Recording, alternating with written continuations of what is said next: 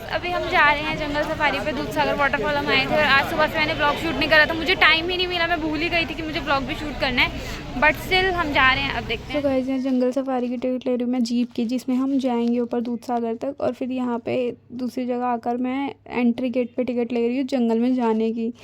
तो वही सब, बस इसी में मेरा सारा टाइम वेस्ट हो गया। मैं ब्लॉग भी शूट नहीं कर पाई, भूल ही गई थी मैं तो। और यहाँ पे फिर ऐसे काफ़ी एडवेंचरस रास्ता होता, मतलब ये इतना मतलब ऊपर नीचे ऐसा लगता है पूरा खाना डाइजेस्ट हो जाएगा जो भी खा के गया होगा। मैं तो भूख गई थी। और यहाँ पे ऐसे पानी आ रहा था दूधसागर का, ये सारा पानी जो दूधसागर वाटरफॉल है उसका। हम आए गए हैं जंगल सफारी करते हुए, धक्के खाते हुए। यहाँ पे मंजू अम्मी को देखो कैसे उतर रही है भाई। दर्द हो रहा है मेरे घोड़े में, अभी आते आते एकदम पकड़ा दिया, झटका खा गई थी मैं एकदम। और अब हम जा रहे हैं। डर लग रहा है यार, जैसे ये फोटो में दिखता था ऐसे तो नहीं दिख रहा मुझे कुछ।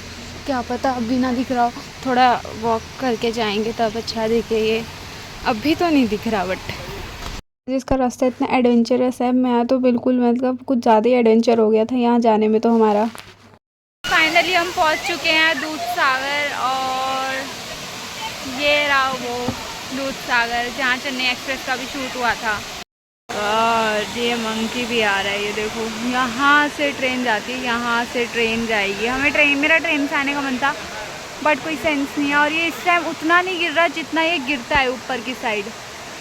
अब ये नीचे गिर रहा है, पर ये ऊपर बहुत ज़्यादा गिरता है कि ट्रेन तक के अंदर पानी आ जाता है थोड़ा थोड़ा। हम वापसी जा रहे हैं दूधसागर से। इतना तो कुछ अच्छा था भी नहीं। ये वो उस टाइम, ये मानसून के टाइम ही अच्छा लगता है। और मैंने ऐसे सुना भी था कि आओ जब मानसून में ही आना चाहिए, ऐसे सीज़न में नहीं आना चाहिए। तो सही में नहीं आना चाहिए, गर्मी में पगला गए मेरे तो हाथ काले हो गए सारे। पर हाँ उतना अच्छा नहीं है जितना मानसून में लगता है। गाइस दूधसागर से निकलने के बाद हम आ गए हैं यहाँ पे कर्मा रिजॉर्ट में। मतलब रिजॉर्ट का नेम तो कुछ और है, कर्मा ग्रुप का है। तो जो हमें दूधसागर लेके गए थे वही हमें रिजॉर्ट भी ले आए हैं। तो यहाँ पे अब हम जा रहे हैं, मतलब जो कल मेरे को मिला था वो लॉटरी टाइप ऐसा कूपन स्क्रैच करने के लिए, तो उसके लिए हम यहाँ पे आए हैं। और मैं तो सो गई थी तो मुझे पता ही नहीं लगा हम कब पहुँच गए यहाँ पे, क्योंकि सुबह से मैं भूखी थी। मुझे तो नींद आती है भूखे रहो तो मैं तो सो ही गई थी। गाइस सबसे पहले हम रिज़ॉर्ट में जाके लंच करा। उन्होंने हमें बोला था कि आप पहले लंच कर लीजिए, उसके बाद हम हमारे पूरे रिज़ॉर्ट का आपको टूर कराएंगे। तो हमने 295 रुपीज़ पर हेड पे करे थे इस लंच के लिए। तो ठीक ही था लंच, मतलब ज़्यादा कुछ अच्छा नहीं था। और हमारे साइड वाले टेबल पे ना एक फैमिली बैठी थी, उनका बच्चा इतना शैतान कि वेटर भी उसको देख के ना एकदम फ्रस्ट्रेट हो गया था कि भाई साहब ये कहाँ से आ गया बच्चा। मतलब उनकी प्लेट्स उठाने में वो कभी चेयर को इधर ले जा रहा है उधर ले जा रहा है, मतलब पूरे इधर इसने रेस्टोरेंट में शोर मचा रखा था। और उसके बाद यहाँ बूफ़े था, तो बूफ़े में काफ़ी सारी चीज़ें थी, मैं क्या क्या दिखाती, तो हमने बस कर लिया। और मैं भूल गई उसे भी शूट करना कि क्या था। और उसके बाद यहाँ हम चले गए थे ऊपर, वो लेके गए थे हमें, हमसे साइन वाइन कराए थे कुछ हम चीज़ों पर जो भी हमें गिफ्ट मिलना था उसके लिए। और ये कर्मा का रिज़ॉर्ट है, ये विलास बने हुए हैं यहाँ पे। ऐसे हमें ना मेंबरशिप लेते तो हमें भी ऐसे विला में स्टे मिलता, नेशनल इंटरनेशनल कहीं भी हम जहाँ भी जाते। तो मेंबरशिप थी, उन्होंने बोला था एक स्पेसिफ़िक अमाउंट पे करने के लिए, तो हमने तो मना कर दिया कि नहीं हमें मेंबरशिप नहीं चाहिए। और फिर हम वहाँ से थोड़ी देर बाद निकल गए थे।